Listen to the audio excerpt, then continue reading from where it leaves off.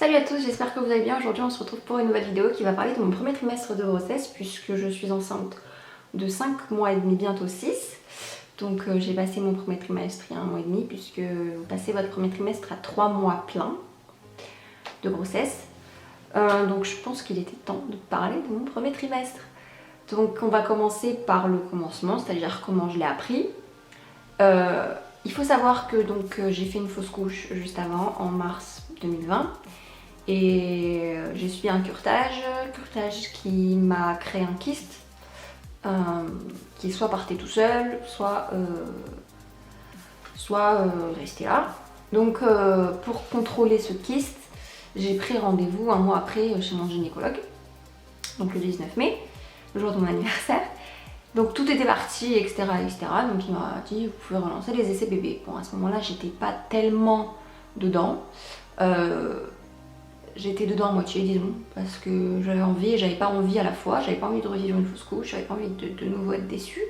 Mais je pense que ce sera comme ça toutes mes grossesses de toute façon. J'aurais toujours cette peur au premier trimestre que ma grossesse s'arrête. Donc on a relancé les essais bébés doucement, sachant que j'étais pas vraiment sûre de tomber enceinte. Enfin, j'étais sûre de pas tomber enceinte dans les jours qui suivaient quoi. Moi dans ma tête j'allais mettre quelques mois à retomber enceinte. Chose qui ne s'est pas fait puisque le jour où je suis allée chez le gynécologue en fait on ne le savait pas, ni lui ni moi, il n'a même pas remarqué.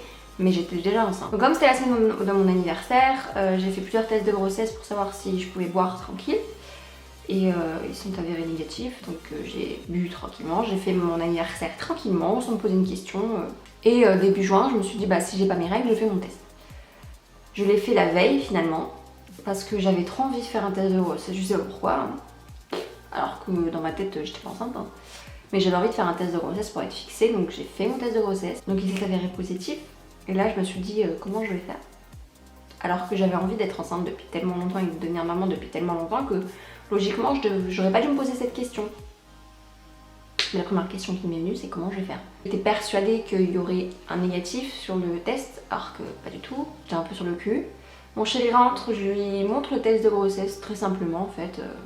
Je lui montre mon test. Bon, il était très content, il a pleuré, etc., etc. Moi aussi, j'ai versé ma petite larme parce que le voir pleurer ça m'a émue. Mais j'étais pas, je sais pas, je réalisais pas tellement, je sais pas, c'était trop bizarre. Surtout que je devais reprendre le travail et au travail ça se passait pas bien, enfin ça se passe toujours pas bien du coup, puisque j'ai pas repris depuis.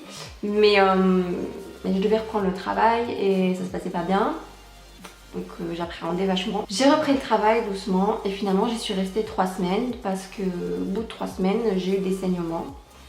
Personne ne savait que j'étais enceinte, nulle part, je l'avais dit à personne, ni même à ma famille ou au travail, je l'avais dit à personne.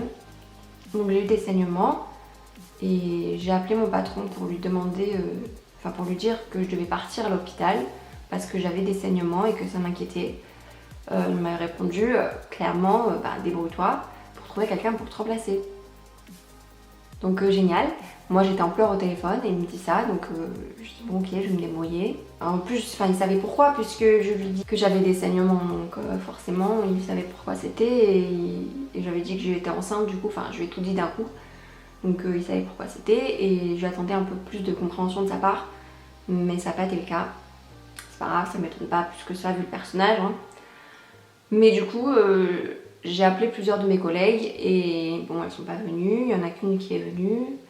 Finalement, j'ai pu aller à l'hôpital 2 heures après. Je suis allée à l'hôpital, aux urgences.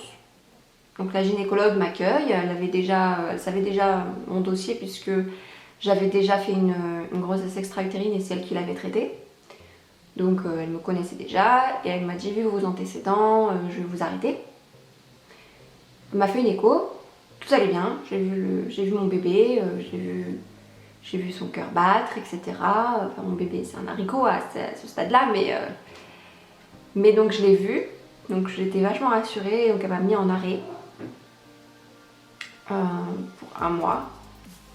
Et après j'ai continué de prolonger mes arrêts puisque je ne me sens pas de reprendre le travail. Je me sens pas d'affronter mon patron et je me sens pas de rester debout toute la journée, c'est pas possible là, vu mon stade actuellement, c'est pas possible. Et puis avec le coronavirus, etc., je peux pas prendre de risques. Donc je suis restée en arrêt depuis. Et le reste de ma grossesse, je l'ai passé à la maison. Donc le reste de mon premier trimestre s'est très bien passé. À part cet épisode-là, j'ai pas vraiment eu de symptômes. J'ai eu juste très mal au sein. J'ai eu quelques nausées. Vraiment, ouais, quelques nausées. C'était pas énorme puisque c'était pas jusqu'à en vomir. J'ai vomi qu'une fois au final, 2 fois. Ouais, j'ai vomi 2 fois mon premier trimestre pour ma grossesse. À part ça, j'ai pas vraiment eu de symptômes spécifiques. Je me rappelle juste avoir eu beaucoup de fatigue, beaucoup de crampes au ventre. J'avais très mal au ventre tout le temps. Je m'inquiétais. En fait, je m'inquiétais tout le temps. J'ai passé mon premier trimestre dans la peur parce que j'avais peur que ma grossesse s'arrête. Et une fois les 12 semaines passées, j'ai pu annoncer à tout le monde du coup. Mais j'attendais vraiment le premier trimestre fini pour annoncer ma grossesse à mes proches.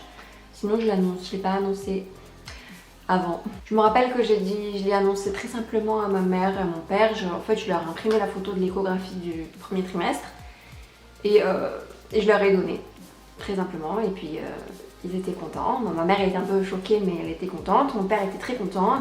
Mes parents sont toujours contents d'avoir un petit bébé dans la famille. La famille de mon chéri était déjà au courant puisque mon chéri ne sait pas tenir sa langue. Après mon premier trimestre, effectivement, je l'ai passé à avoir peur tout le temps. Je suis allée 3 fois aux urgences parce que j'avais peur, parce que j'avais des pertes un peu marron, parce que je m'inquiétais, parce que c'était pas comme d'habitude. Je pense que c'est normal de s'inquiéter puisque bon, quand je suis allée aux urgences et que j'ai expliqué mon parcours, elle comprenait pourquoi je m'inquiétais du coup et elle m'examinait sans problème. Oui, je pense que c'est légitime d'avoir peur, mais c'est jamais bon d'avoir trop peur. C'est jamais bon de paniquer pour rien. Donc pendant le premier trimestre, j'ai aussi fait mes examens pour la toxoplasmose et tout le bilan sanguin en fait qu'on vous fait faire au premier trimestre. Je n'ai pas la toxoplasmose, je ne suis pas immunisée contre la toxoplasmose. Donc je lave bien mes fruits et légumes, je ne touche pas à la litière de mes chats puisque j'ai 2 chats à la maison. Ça n'empêche pas pour autant de les caresser puisqu'ils ne sortent pas. Ce sont des chats d'appartement qui ne sont pas des chats de chasseurs. Donc forcément ils bouffent pas les insectes, ils bouffent pas les rats, ils bouffent pas les souris, ils bouffent rien du tout. Ils bouffent que des croquettes et de la pâtée. Donc il y a moins de risques, il y a énormément moins de risques qu'un chat qui sort dehors. Donc je désinfecte juste quand il me griffe parce qu'on ne sait jamais. Mais je les caresse toujours, je veux leur faire toujours des câlins. Je suis toujours aussi câline avec eux. D'ailleurs, Prince, l'un de mes 2 chats, me colle depuis que je suis enceinte. Vraiment, il me colle, c'est un pot de colle. Il passe son temps à se glisser tout doucement sur mon ventre. Et il s'allonge et il ronronne. Donc voilà, c'est assez marrant du coup. Parce que bon, j'avais pas l'habitude. Prince, c'est un chat assez solitaire comparé à son frère. Son frère est beaucoup plus collant, mais pour le coup, depuis que je suis enceinte, je crois qu'il me boude un peu. Faut savoir que du coup, je suis traumatisée par toutes les échos que je peux avoir. Puisque, ma dernière grossesse, mon échographie était pas bonne. Et au lieu d'entendre le cœur de mon bébé battre, j'ai entendu le silence. Et je crois que c'est le pire bruit que je pouvais entendre. Enfin, bruit. C'est la pire chose que je pouvais entendre du coup. Parce que, ça veut dire qu'il était mort. En plus, mon gynéco n'a pas été très compréhensif à l'époque. J'avais pas le même gynéco que maintenant. Il m'a juste dit, c'est une grossesse arrêtée.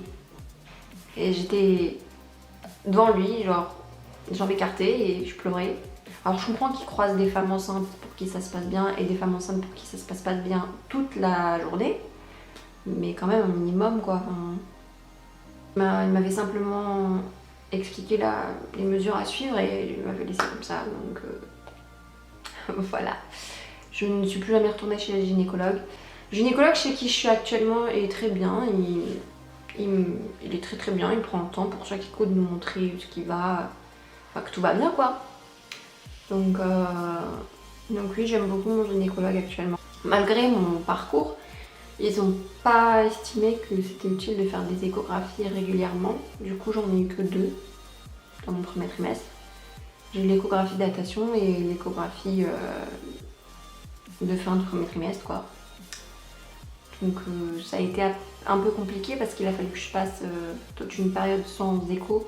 Et du coup c'est là où j'ai paniqué. C'est là où je suis allée aux urgences. Maintenant ça va mieux parce que je le sens bouger. Et forcément ça me rassure. Et j'ai des échographies un peu plus souvent. Là je sais que je vais avoir une échographie le mois prochain. Et je sors d'une échographie là ce mois-ci. Je vais avoir une échographie donc le mois prochain. Et le mois d'après j'ai de nouveau une échographie morphologique. Donc ça me rassure beaucoup, je me dis que je vais pouvoir voir mon bébé, voir son évolution, etc.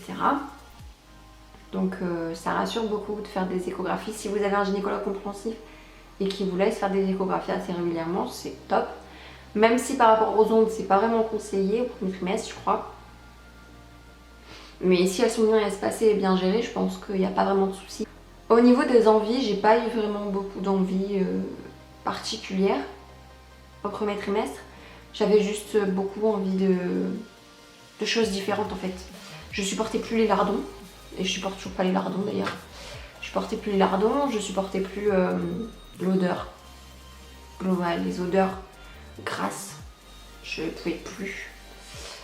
Je me rappelle que j'ai vomi pour du poulet, pour des cuillers de poulet. Ouais, j'avais vraiment du mal avec tout ça. J'avais beaucoup envie de tomates cerises. J'ai eu beaucoup envie de thon. Ouais, du thon à la mayo. Ouais, j'ai beaucoup envie de ça. J'ai eu beaucoup envie de choses totalement bizarres. Je mangeais beaucoup de salade. Alors que, bon, la salade, c'est pas ce que je mange d'habitude, mais là, j'avais envie que de salade.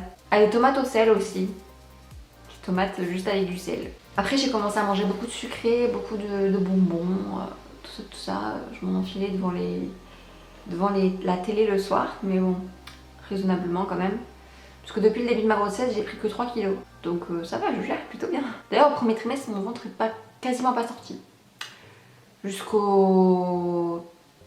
Jusqu'à 4 mois, il commence à sortir, mais sinon il n'est pas sorti du tout. C'est un peu compliqué pour moi, c'est très frustrant en fait, comme vous voulez être enceinte à tout prix, et qu'au final, votre ventre il sort pas et ça se voit pas quoi.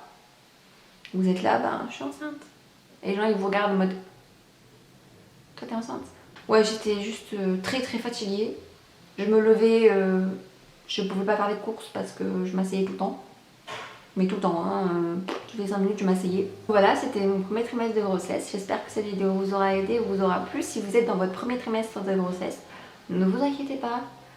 C'est le trimestre le plus dur. En fait, on dit toujours le premier trimestre c'est compliqué, le deuxième trimestre ça va, et le troisième trimestre ça commence à devenir long et chiant.